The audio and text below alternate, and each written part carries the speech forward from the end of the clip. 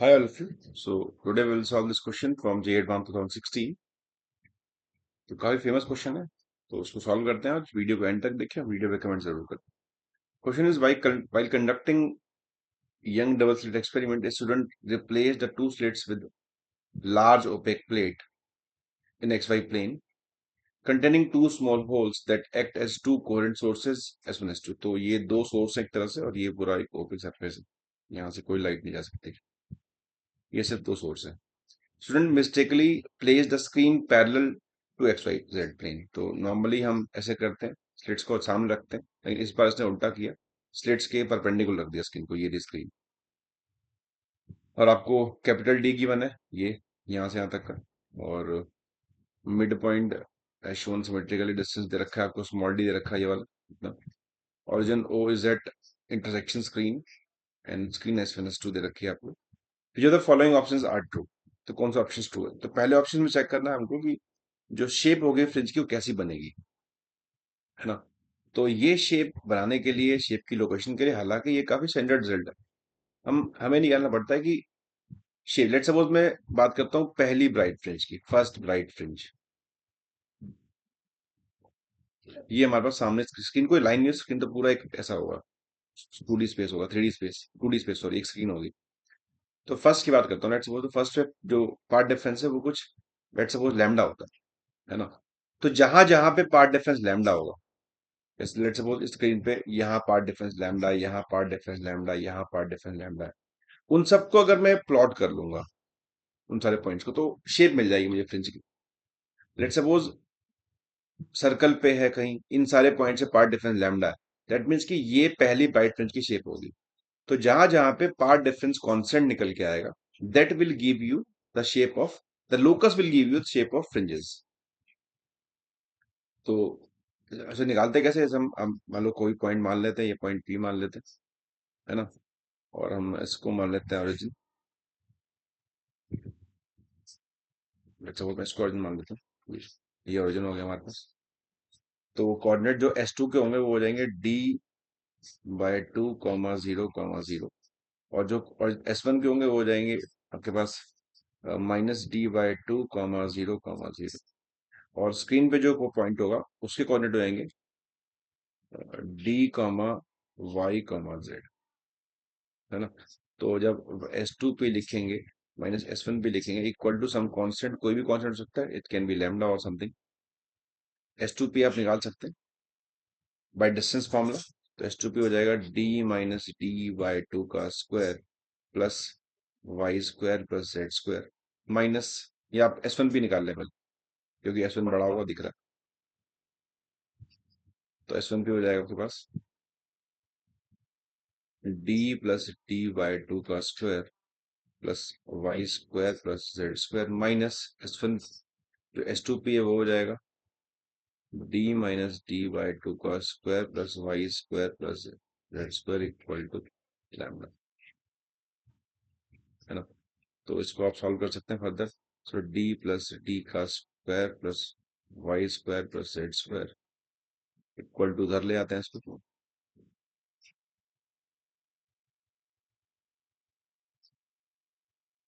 और फिर both side of squaring कर दें, है ना। इसको सॉल्व करेंगे आप पूरे जाके, तो आपको एक लोकस मिलेगा सर्कल का, तो ऐसा मिल जाएगा Y² + Z² equal to some constant square. So this will give you circle का शेप। इसको प्रूव कर सकते हैं, इसको मैंने एक सेपरेट वीडियो में प्रूव कर रखा है, उसका लिंक मैं डिस्क्रिप्शन में डाल दूंगा, जहां पे हमने ये प्रूव कर रखा है खाली कि लोकस क्या होता है, तो आप वहां से जाके देख सकते हैं। अगर आपको ये यहाँ से क्लियर नहीं होता तो यहाँ पे सारी चीजें कांस्टेंट है, डी कांस्टेंट है, small D constant, lambda constant है, डेफिनेटली आपको मिल जाएगा। तो लोकस सर्कल निकल के आता है, दैट मीन्स की जो स्क्रीन आपको दिख रही है इस पे कुछ सर्कुलर बनती है ऐसे कुछ। तो नीचे तो कुछ बन नहीं पाएगी, बिकॉज नीचे तो ये ओपेक है, यहाँ कुछ लाइट जानी रही। अगर स्लिट ऐसी होती और हर जगह लाइट जाती, यहाँ भी, यहाँ भी, यहाँ भी, तो सर्कल बनता यहाँ पे लोकस पे, लेकिन सर्कल नहीं बन पाएगा यहाँ पे, क्योंकि लोअर में कोई लाइट पास नहीं कर पा रही, तो यहाँ पे बनेगा सेमी सर्कल। तो option B will true option. अगर नीचे खाली होता, ओपेक ना होता, तो फिर सर्कल पूरा बनता है। तो option B is the correct option. तो आप उस वीडियो को देख सकते हैं, आपको वहां से प्रूव हो जाएगा ये सब। ओके, नाउ ऑप्शन, फिर ए ऑप्शन गलत हो गया। हाइपरबोलिकली तब होता है जब स्लिट ऐसे रखी होती, इस केस में जब पैरेलल रखी होती है तो यहाँ पे हाइपरबोलिक होता है, तो यहाँ तो ये गलत है साफ साफ। Region close to O will be dark, जो ओ के क्लोज रीजन है वो डार्क है कह रहा है। चेक कर सकते हैं ओ पे क्या हो रहा है, तो हम ओ पे देखते हैं पार्ट डिफरेंस कितना है। तो ओ पे क्या होने वाला है वो बताएगा ओ का पार्ट डिफरेंस।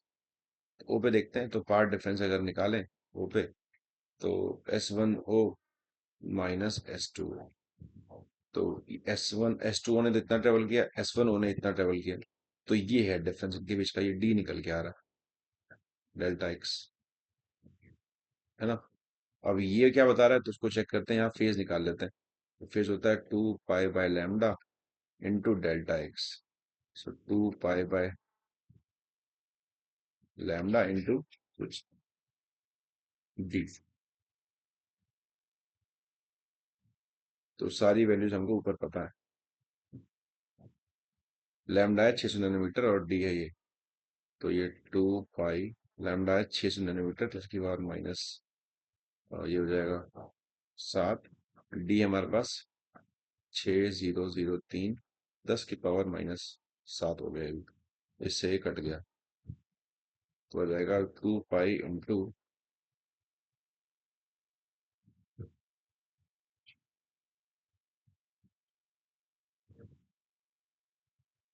6 से कटते हैं तो 6,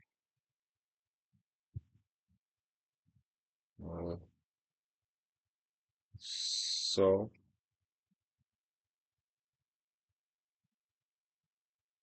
1000.5,